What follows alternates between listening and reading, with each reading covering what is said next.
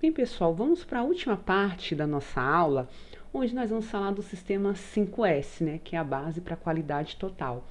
Então, é um sistema de gestão da qualidade, né, que surgiu no Japão, principalmente após, né, a Segunda Guerra, onde o país teve que ser reconstruído e para isso, né, a população japonesa teve que adotar diversas medidas, né, e dentre uma delas, né, a implementação do sistema 5S, que depois ela foi ampliada, né, para a base da qualidade total. E aí ela tem como objetivo eliminar o desperdício com redução de custos, aumentar a produtividade, conservação de energia, né, prevenção de acidentes, a conservação ambiental e desenvolvimento de elementos básicos da qualidade. Bem, e aí vem desses 5S, que são, né, que é uma tradução que às vezes é difícil traduzir o japonês para o português, mas para simplificar, né, ele foi do senso de simplificação, o Seiri, o senso de organização, Seiton, senso de limpeza, Seizo, senso de conservação, Seitsu, e senso de participação, Sitsuke. Então, esses 5 S's, né, a gente vai falar um pouquinho que eles podem ser aplicados em qualquer empresa, inclusive na nossa vida pessoal. Então, o senso de simplificação é você selecionar aquilo que é importante e descartar aquilo que não está sendo útil. E a gente vai falar um pouquinho. O senso de organização é justamente após a seleção daquele material que é imprescindível para o seu trabalho, ele deve estar arrumado e organizado para facilitar o acesso do mesmo. Além da questão da limpeza, né, ainda mais na área farmacêutica, a limpeza ela é um requisito fundamental. E o senso de você conservar essa organização e a padronização. Né? Ainda mais em empresas farmacêuticas, a gente está sempre falando de padronização do atendimento, dos serviços. Então, isso é uma coisa bastante importante na nossa área, além do senso de participação, né? Porque se os nossos colaboradores não estiverem motivados, envolvidos, entenderem a importância do 5S, o programa ele não vai conseguir resolver, atingir seu objetivo. Então, essa questão da autodisciplina, da manutenção da ordem, precisa haver um processo de sensibilização também dos colaboradores. Bem, então a cultura do 5S é um processo educacional que visa construir uma base para a qualidade total através de práticas voltadas para a mudança de comportamento, atitudes, valores e valores das pessoas.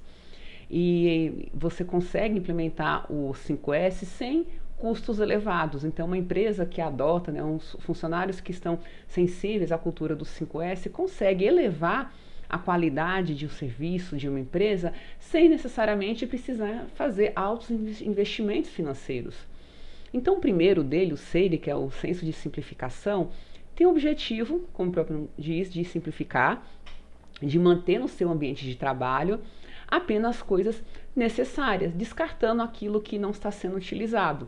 Então, alguns laboratórios, às vezes, né, a gente adquire novos equipamentos e às vezes fica aquele equipamento antigo, obsoleto, que a gente não está utilizando. E aí, muitas vezes, ele está ocupando um espaço ali no laboratório, né? E espaço na empresa é bastante importante, principalmente até em farmácia de manipulação, que o metro quadrado é caríssimo, né, para você manter. Então, você não vai ficar mantendo equipamento que não está sendo utilizado. E aí, você, obviamente, vai ter opção. Esse equipamento, ele pode ser útil em outro setor? Esse equipamento pode ser vendido? Pode ser doado?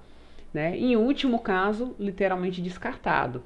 Então, esse senso de simplificação, ele é bastante importante, porque quando você tem menos coisas dentro de um ambiente, esse ambiente tem um fluxo melhor de funcionamento, você não perde tempo procurando, você não fica com um espaço limitado. Um local que você tem um espaço limitado para circulação, você tem maior chances de acidente. Então, isso tudo, né, a gente começa descartando aquilo que não é necessário. Como acho que muitas pessoas fazem, né? Chega no final do ano, faz aquela faxina na casa, no escritório, sai selecionando os papéis, né, e documentos que não são importantes, né, encaminha para reciclagem. E quando a gente não faz isso com uma certa frequência, o que acontece? Às vezes a gente precisa encontrar um documento, encontrar alguma coisa no escritório, em casa, no guarda-roupa, e a gente perde muito tempo procurando. Isso aconteceu comigo essa semana. Eu perdi 2 dias procurando comprovante de pagamento de boletos, que 3 anos depois a empresa falou que estava o pagamento em aberto. Como eu demorei para fazer essa organização aqui no meu escritório, eu perdi 2 dias inteiros de trabalho procurando, porque seria um prejuízo de quase R$ 7.000, que eles estavam alegando, eram 7 boletos que não constava o pagamento no sistema, e lá vai a Angélica procurar boleto, comprovante de 2018. Então, pense, se eu tivesse mantido organizado, né, os meus documentos, ou com frequência descartado aquilo que não era importante, eu não teria perdido 2 dias, né, eu poderia ter encontrado em menos tempo. E aí eu aproveitei, obviamente, meu Deus, isso é um recado para eu organizar o meu escritório e eliminar um monte de coisa desnecessária. E aí eu comecei fazendo esse sem simplificação, né, eu peguei uma caixa e eu fui olhando papel, passa por passa, vendo aquilo, né, documentos, papéis, impressões que não eram necessários para descartar. Até que no segundo dia eu encontrei, graças a Deus, esses comprovantes. Né? Só que aí eu parei, eu deveria ter continuado e não continuei o meu 5S aqui no meu escritório, né? Que estava um caos total, gente. E aí, essa é a mesma coisa na empresa. Imagina você ficar perdendo tempo na empresa procurando as coisas ou com falta de espaço para poder otimizar a sua produção. E tem um objetivo, é reduzir a necessidade de espaço. Espaço numa empresa é algo bastante crítico, né? A questão de estoque, às vezes você mantém um estoque desnecessário, gasta com sistema de armazenamento, sistema de transporte. Então, quando você simplifica, você reduz, né, aquelas coisas que não são tão úteis, ou você coloca em outro setor. Ah, eu uso esse equipamento uma vez por semana, vou deixar no lugar de menor circulação, então todos os dias eu uso a balança vai ficar no lugar, né, de mais fácil acesso, por exemplo. Então facilita o layout, a execução do trabalho, né, esse tempozinho de deslocamento, a gente não imagina o quanto ele faz diferença numa produção no dia a dia. E evita você comprar materiais em duplicidade, porque às vezes você não sabe que você tem, e você procura, não acha, pensa que não tem e compra. E aí depois lá na frente você descobre que você já tinha esse material. E você comprou em duplicidade porque a sua organização fez com que você não tivesse identificado que você já tinha esse material. Então você está desperdiçando um recurso financeiro também. Né? E além disso, você incrementa a produtividade nas máquinas, nas pessoas, traz um maior senso de organização e economia. E isso gera menos cansaço, porque é muito cansativo você trabalhar num ambiente desorganizado, num ambiente poluído, cheio de coisas que você não utiliza. E aí você, né, tem que avaliar o seu local de trabalho, equipamentos, móveis, papéis, programas, até no nosso computador, inclusive, quando a gente tem um monte de programa que a gente não usa, né, fica só ocupando a memória, e às vezes você quer procurar um documento, alguma coisa, quer rodar outros programas, e aí o computador fica lento, ele não trabalha direito, porque ele está sobrecarregado, e aí quando você vai ver, você não usa 70% dos programas que estão instalados. Ou mesmo no celular, às vezes acontece, a gente sai baixando o TikTok, sai baixando um monte de programa que a gente usa tão esporadicamente, a memória do nosso celular começa a ficar comprometida. Eu mesmo, volta e meia, eu tenho que desinstalar vários programas porque meu celular vai ficando lento, vai ficando com a capacidade pequena de armazenamento. Então isso vale, né, para muitas coisas. Então na prática, nesse senso, você faz a pergunta, o que eu posso jogar fora, né, tipo do celular, qual aplicativo, né, eu vou manter TikTok no meu celular para quê? O que deve ser guardado, né, quais são realmente as coisas importantes, o que pode ser útil para outra área. Então de repente, na minha área eu tenho esse equipamento, está um pouco velho, mas eu não estou utilizando muito essa impressora, mas pode ser que em outro setor, na recepção, outro setor, essa impressora pode ser mais útil, então eu vou deslocar esse equipamento para outra área. Ou eu posso inclusive consertar, vender, né? A gente acha engraçado, né, vender. Quando eu vi isso a primeira vez, aí, quando eu estava na Áustria fazendo o doutorado, eles compram equipamentos usados das indústrias, né? Então, imagina, num laboratório de primeiro mundo, na Europa. E aí eu perguntei daquele equipamento de eletroforese capilar, não, a gente comprou usado da indústria farmacêutica. Eles compram porque os equipamentos estão bons, estão ótimos, só que a indústria farmacêutica precisa o quê? De maior automatização para as análises. E aí as universidades públicas, os laboratórios compram esses equipamentos por um preço muito mais barato. Uma coisa que eu jamais imaginei, né? Nem sei se no Brasil a gente consegue fazer algo desse tipo dentro de uma instituição pública, mas eu achei muito interessante, né? Que eles não desperdiçam. Eu vi assim isso lá no laboratório, né?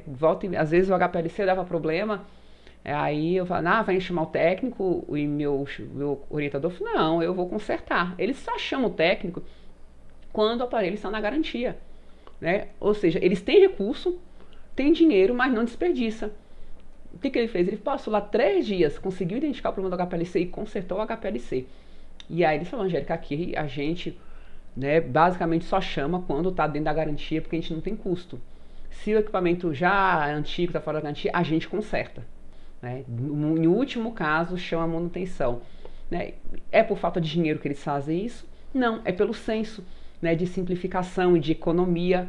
E aí eu vi assim muito que essa cultura faz a diferença no laboratório, que às vezes a gente acha que é só ter dinheiro que a gente consegue otimizar a empresa, e nem sempre o 5S é justamente isso, né? Você consegue melhorar algumas coisas dentro da sua empresa sem fazer um investimento financeiro propriamente dito.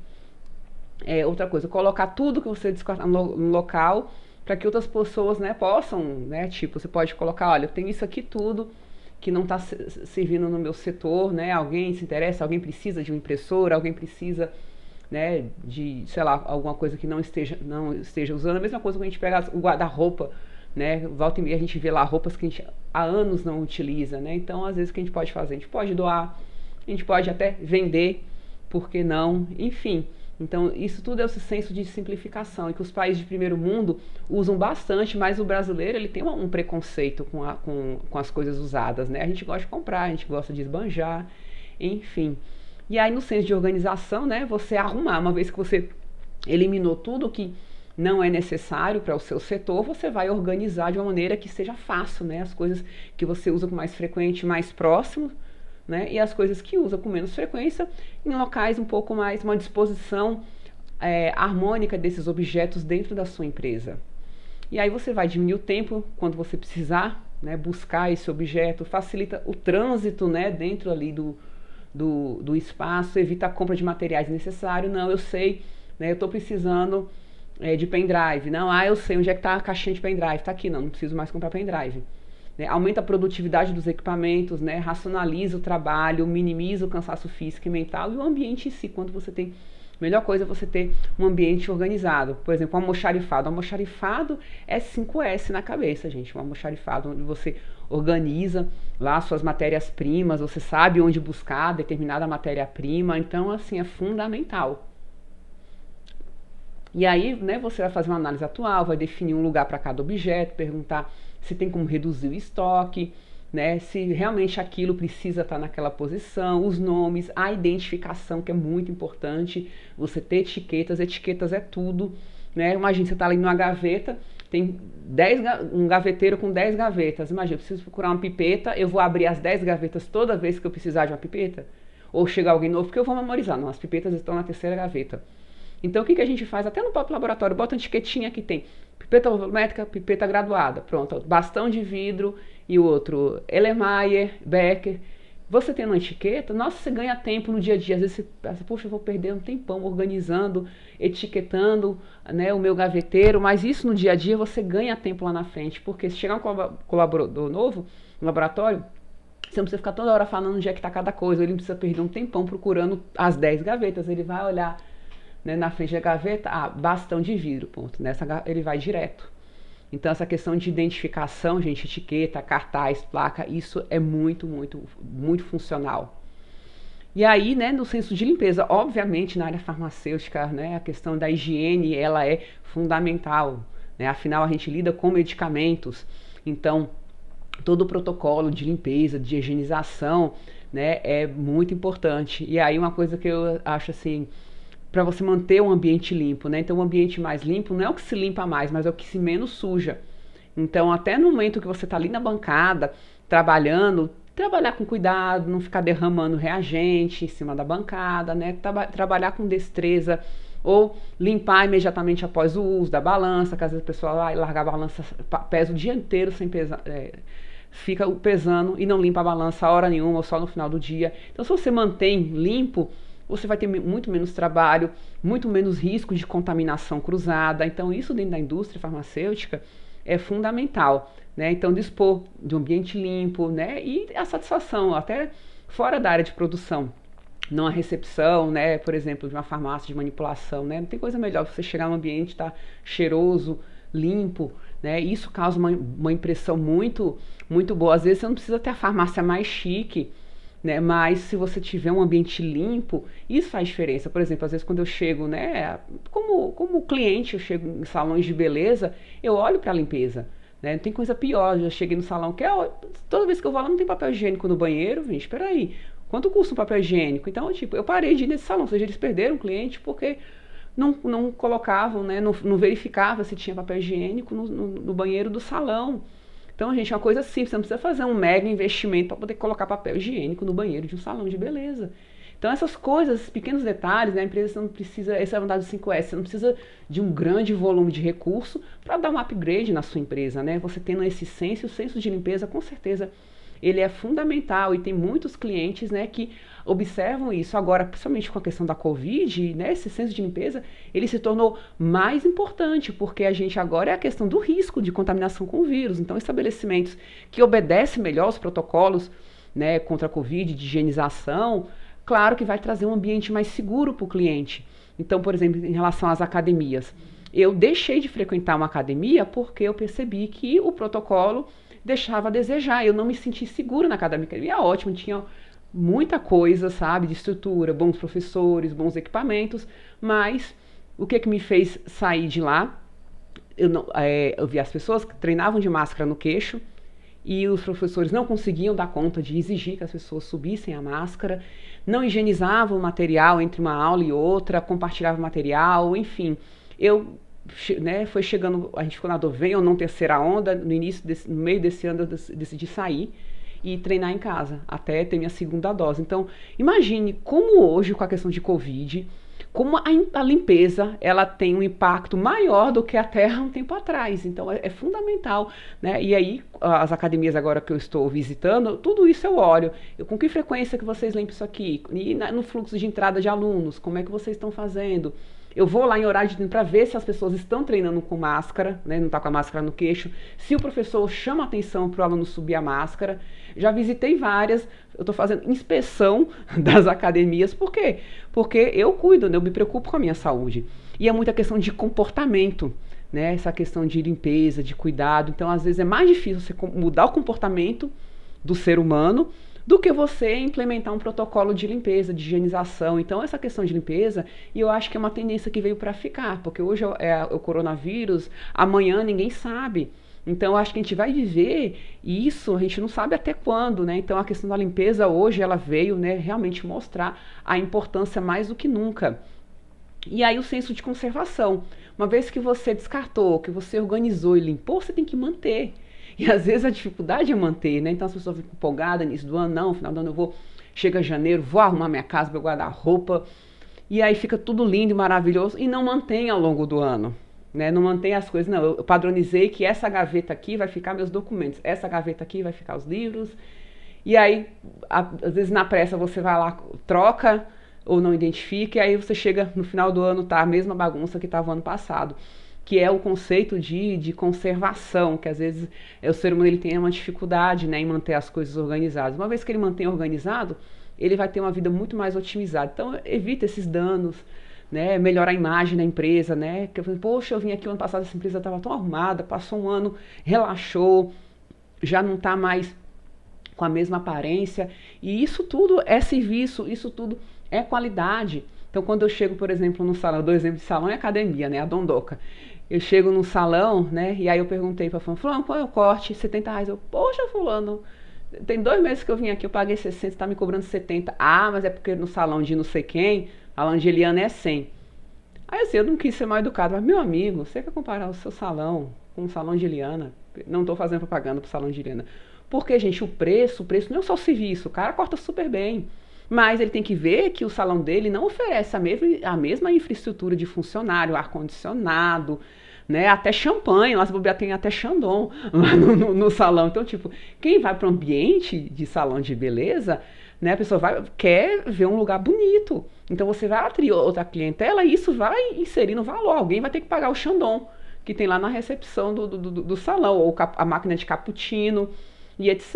Então ele queria equiparar o preço dele com um salão de alto nível aqui da cidade, né, apenas pelo serviço, que o serviço dele, em si o corte, é tão bom quanto. Só que ele não tinha a mesma infraestrutura. E às vezes o nosso cliente, a depender do nosso nicho, ele vai atrás não só de serviço, que é um bom corte, mas ele vai também atrás do ambiente, ele quer relaxar, é um evento, né? Você ir para um salão, imagina, você está lá servindo champanhe dentro do salão. Então, assim, você, né, dá uma massagem no ego, na autoestima.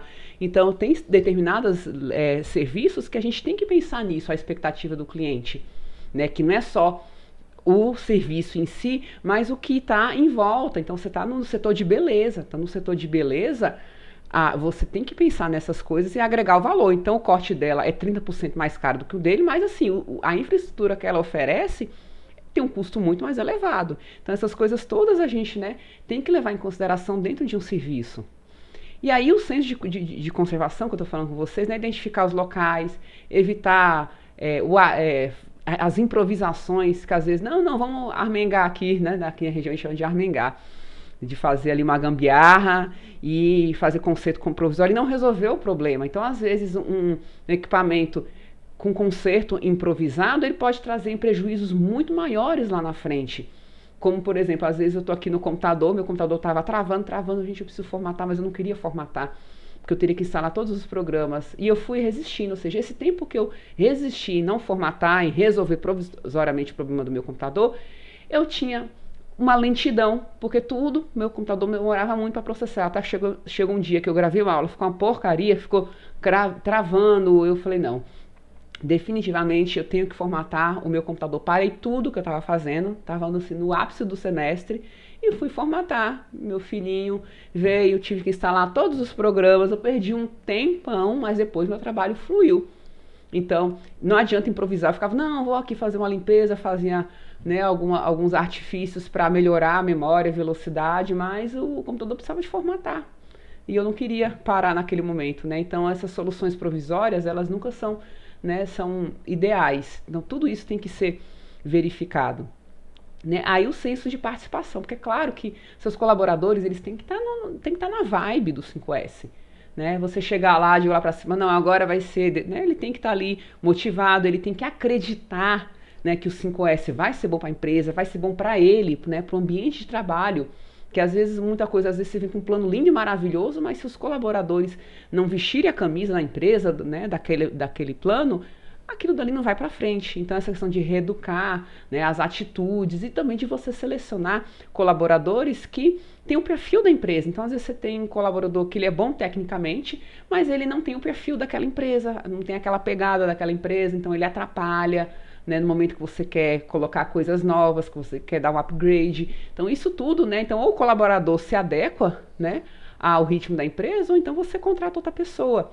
Né? Então, a gente tá como profissional, a gente tem que ser flexível. Então, você entra numa empresa que tem uma outra mentalidade, você tem que incorporar ali o espírito, né, daquela empresa, como ela trabalha.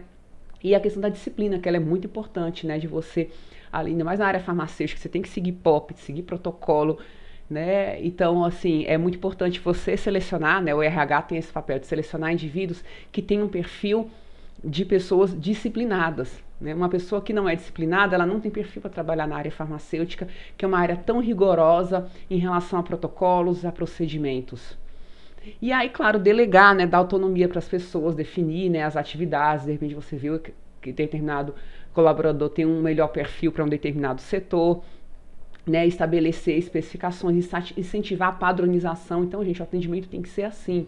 Todo mundo, né, a gente tem que procurar padronizar todas as nossas atividades, para não dizer, não, eu gosto de ser atendido por A ou B, né? Você tem que ter um atendimento compatível, né? Um atendimento padrão, para que qualquer colaborador consiga satisfazer o seu cliente, né? E, obviamente, a nossa área cumprir os padrões estabelecidos, né? E motivar para que esse funcionário, ele, né, ajude a empresa a ser impulsionada. Bem, então, gente, esse conteúdo, né, a gente encerra por aqui, né, esses slides foram cedidos pela professora Rita de Cássia, da UESB, né, ela ministra essa disciplina, né, de gestão da qualidade, e já deu algumas palestras na disciplina, né, só que hoje, por conta da pandemia, obviamente, né, eu readaptei a aula dela, mais voltado para a área farmacêutica, né, aqui a gente tem aqui algumas bibliografias, alguns trabalhos que eu utilizei para dar como exemplo, alguns exemplos da área farmacêutica. Então é isso. Tchau, tchau.